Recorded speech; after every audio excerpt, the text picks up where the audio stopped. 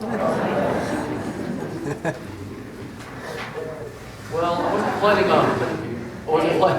Wasn't planning on saying this, but now I'm going to.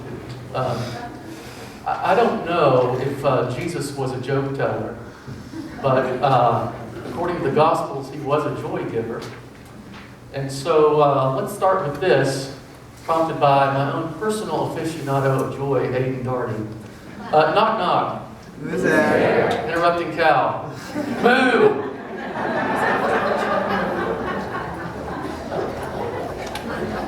Show us now over.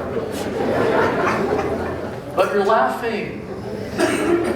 That's sort of the purpose of today's message. Joy. Once upon a time, Jesus attended a wedding with his disciples and his mom. And just so you know, weddings went on for days and days back then, not just a few hours on a Saturday. And in today's gospel, this story is the only such occasion talked about in all of the gospels. And lucky for some of us more irreverent, non-pious, non-teetotaling Baptists, John tells us about it. Puritanism, H.L. Mencken once said, is the haunting fear that someone, somewhere, may be happy. Well, if that's the case, Jesus is a menace to that kind of Puritanism. Look no further than John's Gospel, where he introduces us to Jesus at a party. On the third day, a wedding took place at Cana of Galilee. Jesus' mother was there, and Jesus and his disciples had also been invited to the wedding. The very first miracle in John's Gospel is Jesus turning water into wine at this wedding feast. Now, it's important to know that in John, the miracles are called signs. That is, the emphasis is not so much on the miracle itself as what it points to. What the miracles point to is the glory of God being revealed in Jesus of Nazareth. That's why we read this story during Epiphany, the second Sunday of Epiphany, as so much of John's purpose is to help turn on the light for people to see who Jesus really is. The one everyone had been waiting for and looking for.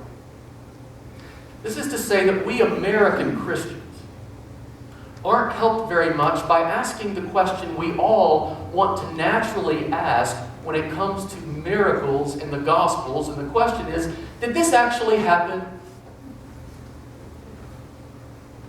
The only good answer to that question is, it's the wrong question. A better question that reflects more of what John wants us to know is, what is the truth in this story? And what does it mean? And what does it tell us about God? And about ourselves? And about our lives? And about our future? I love something Wendell Berry, this Kentucky poet and farmer, wrote. He says, "Whoever really has considered the lilies of the field and the birds of the air and pondered the improbability of their existence will hardly balk at the turning of water into wine, which was, after all, a very small miracle. We forget the greater miracle and still continuing the miracle by which water with soil and sunlight is turned into grapes." Precisely. And perhaps the greatest miracle of all is how this story reveals the nature of God. That is, who is God really? And what can we know about God through the story and life and ministry of Jesus? Well, one of the things I think John reveals right here, right off the bat in his book, is revealing Jesus to be truly an aficionado of joy, the connoisseur of caregiving, by giving an extravagant wedding gift to the couple and their families. The gift of anywhere, did you notice, by the way, math majors in the room, 120 to 180 gallons of wine. And making sure that the party would go on. I'm no math major, but that is a heck of a lot of wine. Why so much, you think? Well, one answer is more spiritual in nature. And that answer is, this is a sign of the superabundance of God. And that God never runs out of joy. God is resourceful and always at work for our good and for our joy. And on this Martin Luther King Jr. weekend, think of it this way perhaps. Dr. King's life kept producing finer and finer gifts. Better and better wine, you might say. The wine of his own legacy is still being poured out in ways that even he perhaps could never have dreamed. And it asks of you and me, how can our lives participate in this renewal of strengths and gifts and hope? Dr. King's life and death challenges us not to fizzle out. That no matter what it looks like, no matter when it seems like we're running out of resources, there are always possibilities with God and in the life of God. And no matter our age or stage, how can our lives end with the miracle of new wine? That's the spiritual answer. The practical answer is every home in Jesus' day and time had a large stone jar, 20 to 30 gallons, to hold the water required in a Jewish home for purification purposes, for hand washing before and after meals, and for washing cups and utensils. For some reason, there are 6 of them at this particular house. And Jesus, after talking back to his mama, which he ought to have the good sense not to do, you understand? Finally acquiesces to her request and tells the maitre d' of the party, the wedding coordinator of the party, to bring those 6 jars and to fill them with water. And not just fill them, but fill them all the way to the top. This isn't the shot glass version of Jesus' wisdom. This is extravagant.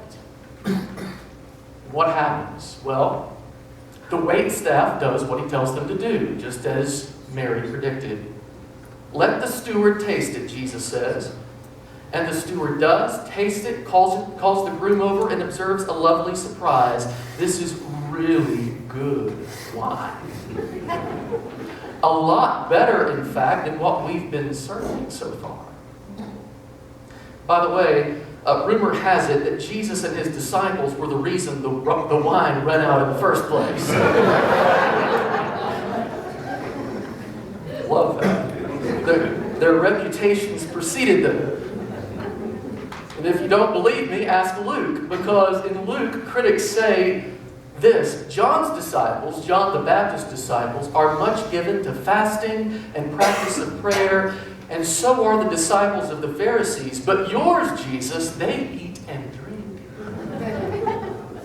And Jesus replies that while the bridegroom is here, why should the wedding guests fast? And I suppose this is what I would like most for you to take home with you today. There is plenty of reasons in this world for sorrow. And Jesus knew our need for joy. The miracle of turning water into wine at this wedding feast at Cana is that God cares about your joy. And being joyful is not a betrayal of your pain. Here's the thing we learn first about the one who has been called the man of sorrows. Jesus of Nazareth celebrated people. People getting married, people being healed of disease and deformity, people enjoying meals together. He carried a spirit of celebration with him wherever he went as he proclaimed a God of mercy and peace and joy. This joyous feast at Cana is still a sign to the church that we are to rejoice in the people of God and to toast the world with the amazing good news of grace. Russian novelist Dostoevsky caught the spirit in The Brothers K when he writes, and pardon the non-inclusive language here, but he writes, that sweet miracle. He worked his first miracle to help men's gladness. He who loves men loves their joy. In the wisdom literature of the Old Testament, wine and joy were often connected, did you know? The fruit of the vine gladdens the heart. And so besides all that wine that Jesus made, I love this story for what it says about God caring about our joy the way Jesus cared about keeping the party going at wedding feast. Jesus was no stranger to a good party if we believe the Gospels. And I think Jesus, this aficionado of joy, teaches us to do what he did. Two things. Notice joy, nourish joy. Notice joy, nourish joy. Now, truth be told, this may be easier for some of us than others. I have to admit that my natural way of being in the world is always one that does not see joy first. Okay? There is so much sorrow. There is so much pain that people hold. There's so much regret that people hold. And Jesus was certainly never in denial about that. But maybe you're like me, because I need to heed the wisdom of the late great pastor and peacemaker William Sloane Coffin, who once wrote, Jesus first visits people not in their sorrow, but in their joy. What does this say to gloomy Christians? Mind you, I'm not suggesting that all or even most of the sourpusses in the world are to be found in the churches. But there are an awful lot who seem to forget that if only 1/10 of what we Christians believe were true, we still ought to be 10 times as excited as we are. Another wise guy in my life, my good friend and mentor Steve Shoemaker, takes this one step further, I think, when he says this: there may be a point in our lives when we feel that nothing good will ever happen to us again. That all the goodness of life is behind us, gone forever. Great pain, devastating loss can do this to us. We despair that life can ever be good again, that joy will ever return. He says depression especially can render any hope of a good future a pinpoint of light about to go out. But this miracle says that God is blessing still, that there is joy that is yet to come. There is good wine still to be served if we but open our eyes, open our hands, open our hearts, and receive it. To become keenly and consistently aware of what's good and what's true and what's beautiful and life-giving around us and within us demands that we notice joy and nourish joy. And to do so in the most unlikely ways sometimes. I mean, listen, a rabbi at a wedding, when the wine runs out, doing the most unexpected thing.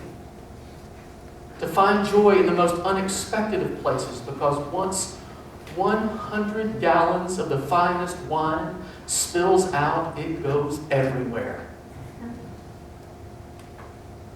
And the way that the sun shines on a fresh spring leaf, on the wonder in the face of children, and the way old couples hold hands, how dust dances in the light, and a cat stretching in the sun. Joy on my parents' face when they see my children, and the touch of a lover's arm, and our dogs when they sense their people returning home. Around our home, the latest dose of joy, written on a torn piece of a yellow Topps legal pad with misspellings and no punctuation.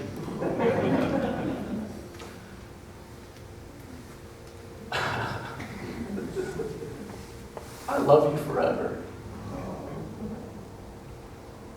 And the moon and back. Infinity and beyond. These are tears of joy, you understand. And beyond a million times and always. If that's not joy, I don't know what is.